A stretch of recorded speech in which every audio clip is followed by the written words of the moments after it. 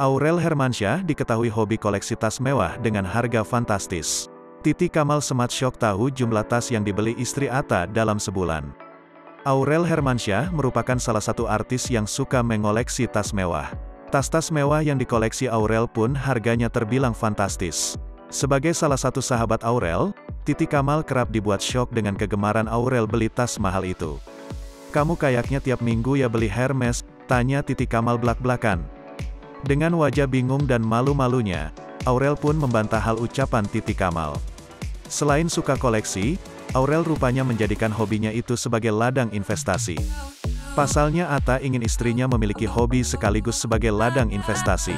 Penasaran dengan jumlah tas yang dibeli Aurel, Titi sontak menanyakannya langsung. "Jadi sebulan berapa kali beli tas?" tanya Titi menyambung obrolan. "Kemarin aku beli 3 tas 1 bulan, kata ibu satu anak itu sambil tertawa malu. Aku boleh pingsan dulu nggak? Sebulan 3 tas Hermes?" sahut Titi Kamal dengan ekspresi syok.